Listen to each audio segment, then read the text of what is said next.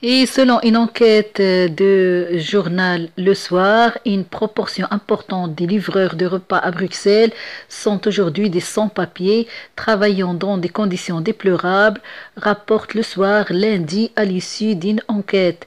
Le quotidien met en lumière un marché de faux comptes sur les plateformes de livraison Uber Eats ou Deliveroo répondant aux lois de l'offre et de la demande. Le quotidien a interviewé plusieurs dizaines de livreurs à vélo dans la rue de la capitale ces dernières semaines. Tous des jeunes hommes entre 18 ans à 30 ans qui viennent généralement d'Afrique du Nord et de l'Ouest, mais aussi d'Amérique du Sud, du Pakistan, du Syrie et d'Afghanistan. Ils ne parlent pas toujours français, néerlandais, anglais ou espagnol. Une bonne moitié de ceux interrogés confient ne pas avoir de papier et utiliser un faux compte Uber Eats ou Deliveroo pour subvenir à leurs besoins. Selon Nada Ladra, animatrice pour le mouvement ouvrier chrétien qui est à l'origine du mouvement bruxellois, coursiers en lutte, les livreurs sans papier composent aujourd'hui la majorité de la main-d'œuvre de plateformes à Bruxelles.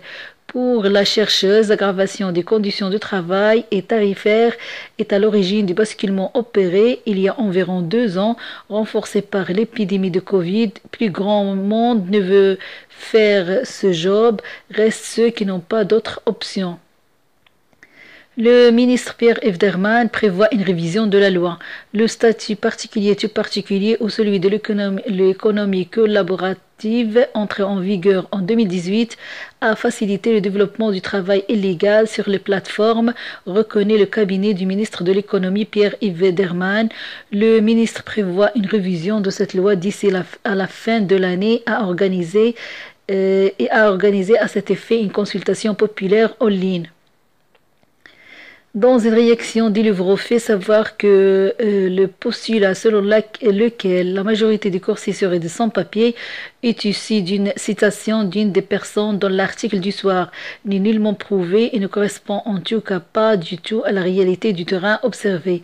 La plateforme affirme avoir une politique de tolérance zéro envers des agissements illégaux et assure qu'il cesserait de travailler avec un coursier qui se ferait remplacer par une personne en infraction avec la législation belge du travail et ne disposant pas des documents requis pour travailler en Belgique. À ce jour, nous avons reçu très peu de rapports concrets sur de telles activités illégales qui nous permettraient d'agir. Lorsqu'ils nous sont parvenus, nous avons pris les mesures imposées et collaborer avec la police, dit-elle encore. Les coursiers indépendants ont le droit de se substituer comme tout autre travailleur indépendant dans d'autres secteurs. C'est une partie tout à fait légale du travail indépendant et ce n'est pas spécifique à Deliveroo, explique encore l'entreprise. En revanche, les coursiers de l'économie collaborative ne peuvent en aucun cas être substitués, insiste-t-elle. La plateforme contrôle également ses propres coursiers.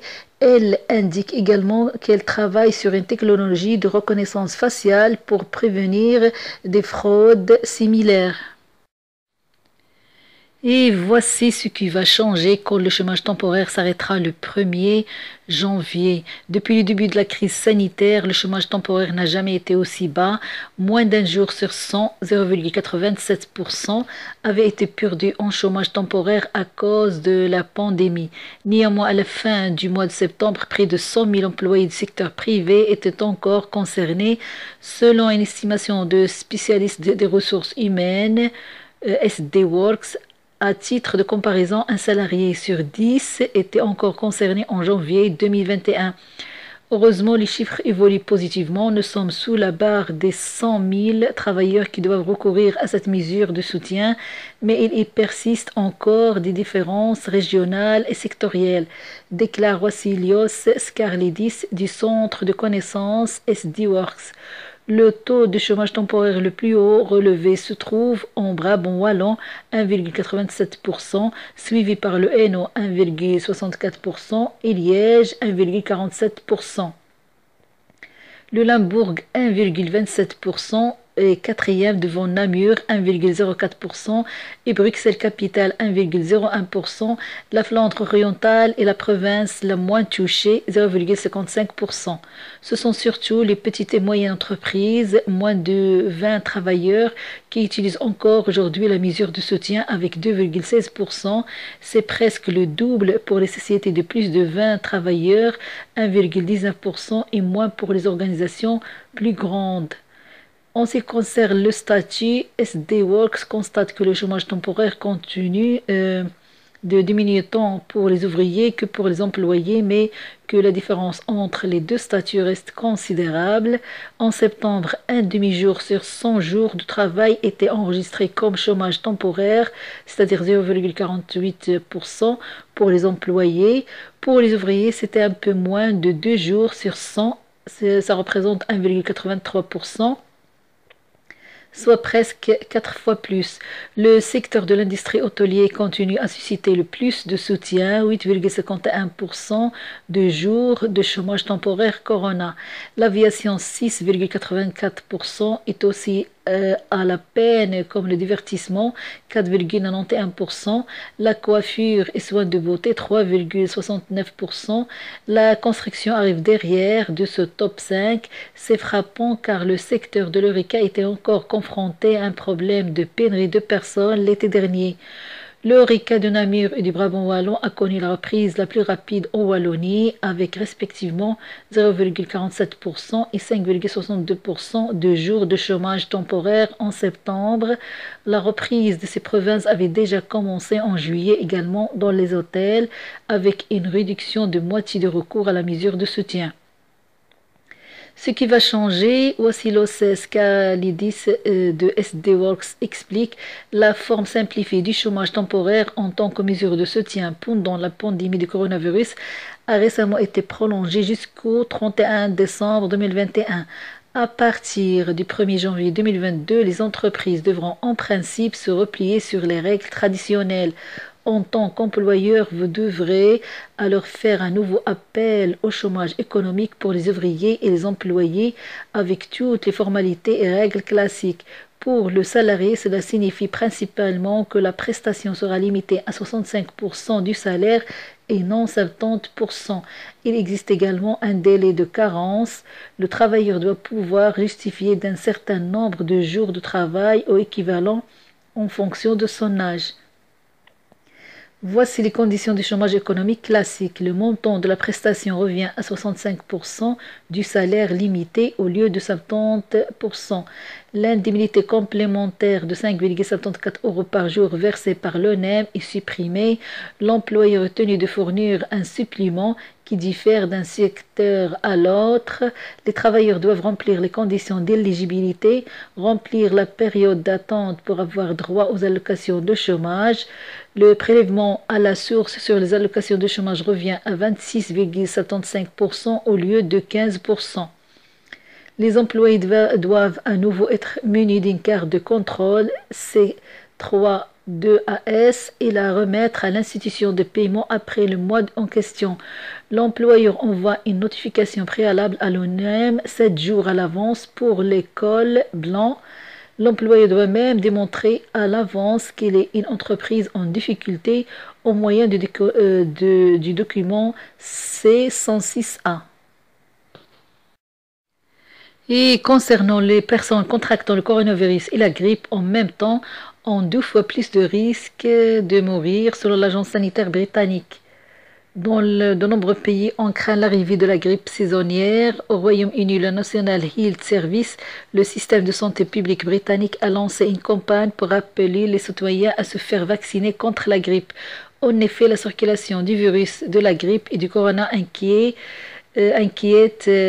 en Grande-Bretagne, surtout l'agence UK Health Security Agency, l'agence sanitaire britannique. Selon le Dr Jenny Harris, directrice générale de l'agence, les personnes qui contractent le coronavirus et la grippe en même temps ont 2 fois plus de risques de mourir, a-t-elle annoncé sur Sky News. Et concernant le budget fédéral, pour Frank Vanderbroek, le gouvernement ne doit pas s'enrichir à cause de la hausse des prix de l'énergie. Les discussions budgétaires ont repris lundi sur le coup de 9 heures au 16 rue de la Loi et amorcent leur dernière ligne droite. La discrétion était de mise à l'entrée.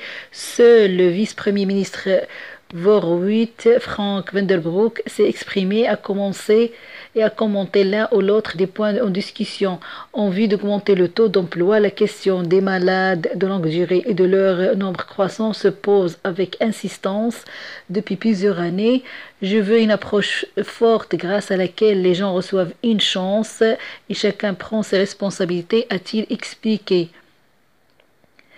À ses yeux, des sanctions pour des gens qui se montreraient réticents à entrer dans le plan en refusant par exemple de fournir des renseignements sont inévitables. Aujourd'hui, dans toutes les branches de la sécurité sociale, il y a des droits et des obligations, a-t-il remarqué.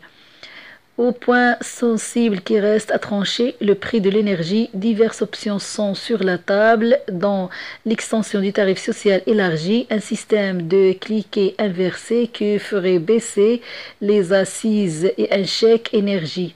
3 principes guident cette discussion, a rappelé le ministre socialiste flamand. L'État ne doit pas s'enrichir pour ses recettes fiscales alors que les ménages connaissent des difficultés.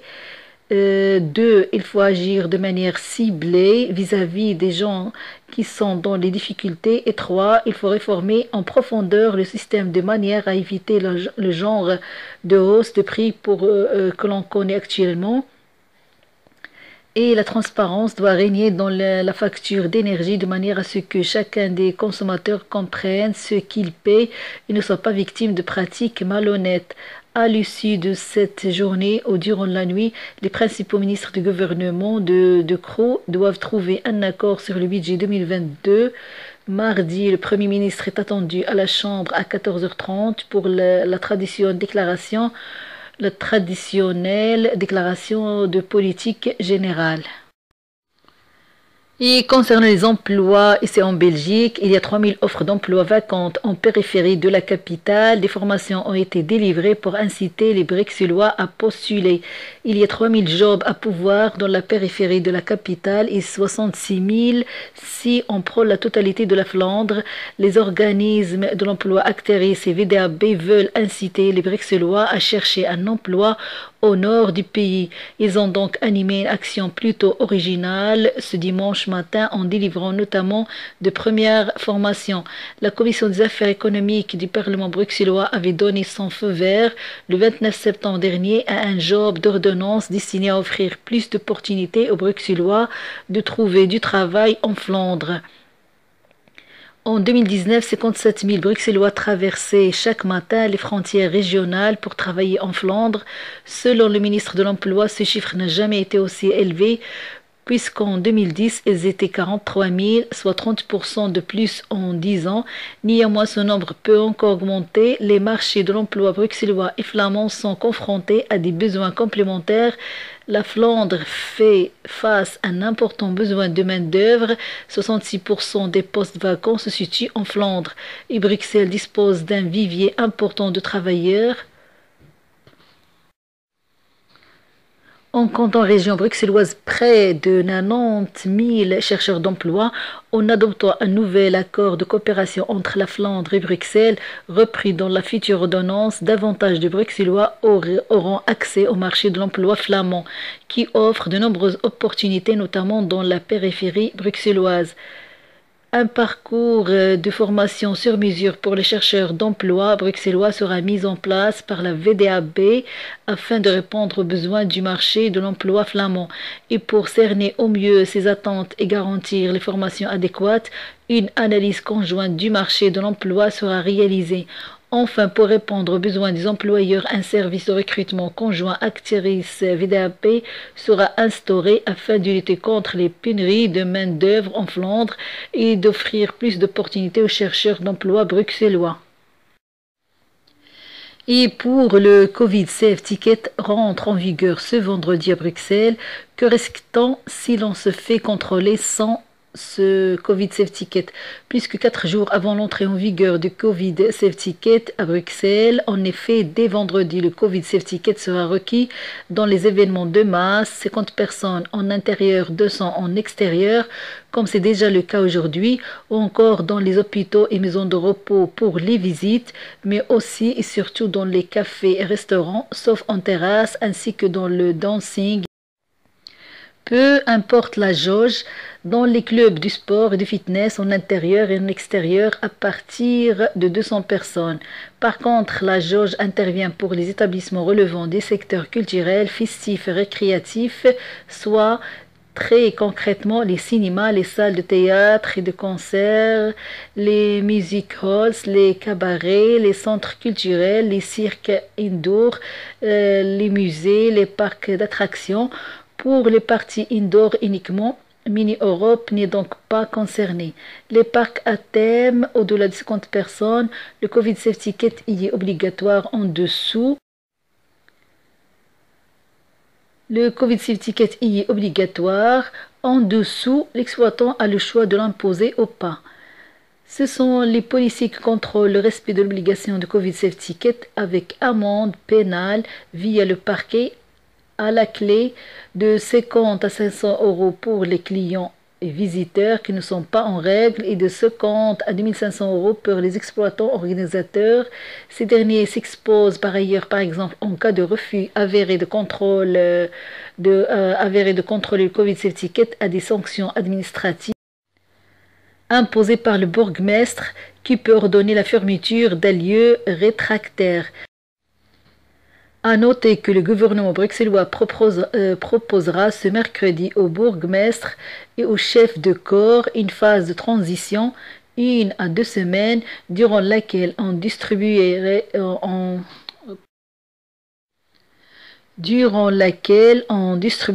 des avertissements plutôt que des amendes.